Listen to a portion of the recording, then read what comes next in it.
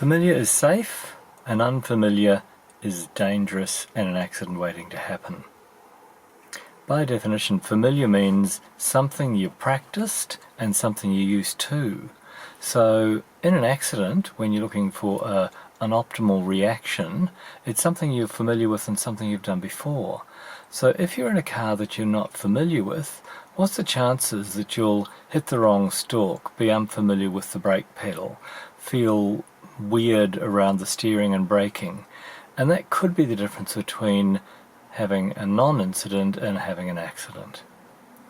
So if you add the fact that you're sometimes driving in unfamiliar territory because you're out of town, then you've got two factors that are doubly confusing. Often you're concerned because you're not sure where you're going and you're looking to see road maps, and even if you're being guided, you still aren't guided in familiar territory, and you're looking for landmarks and trying to make sense of the relationship with the map is telling you and where you are.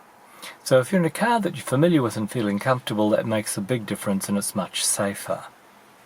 So I am a lover of Mercedes Benz. I also own BMWs, but I am a great lover of Mercedes, and I bought my first one in 1985, a W114250. And it was a great car. I loved the way the doors shut with a thunk, and it was smooth and was a delightful car. Had it for a few years, and then after I came to Australia from New Zealand, it was a while before I bought a Mercedes, but I had two. One of my favourite cars, the W124, which is a very elegant, they still look great, they're 30 years old. And then I bought a AMG C36 from my mechanic, which meant he'd gone over it with a fine-tooth comb. And that was an amazing car. I had it for 200,000 kilometres over 5 years, and took it to 350,000 kilometres. And what a reliable car, what a great drive. So I am a lover of the three-pointed star. I love the way they drive. They're very comfortable, they're easy to drive, they're great cars to cover long distances in.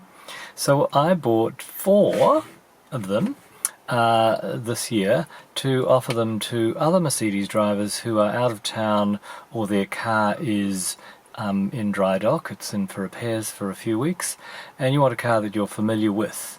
So I'm specialising in weekly rentals, and for someone who might actually want to use the car on a regular basis, like with friends or family visiting, then we'll offer some recurring incentives and rewards.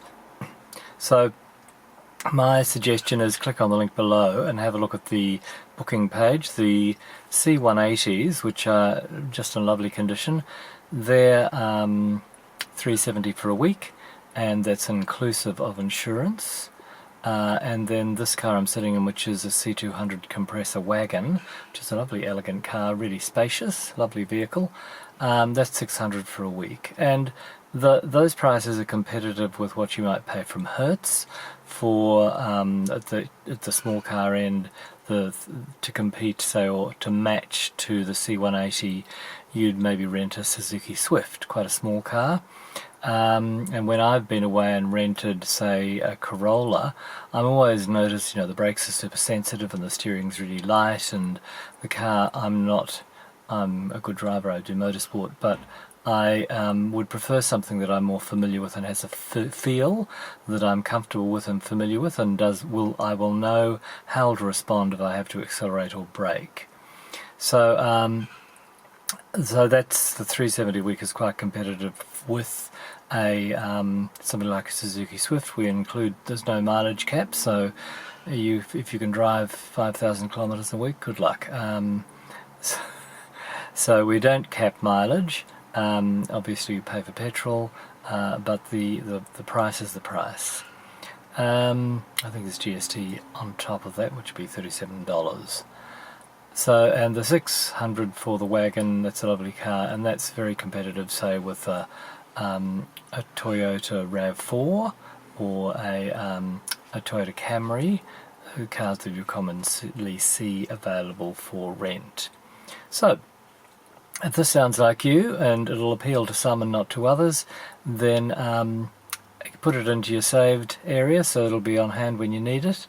But if you also have something coming up, or maybe you just want a more spacious car to go away for a few days because the car that you own every day is a bit small, then one of these cars could be just the thing for you, because they're a lovely easy car to drive long distance. You'll arrive feeling like you've just driven down to the shops. You'll be totally relaxed.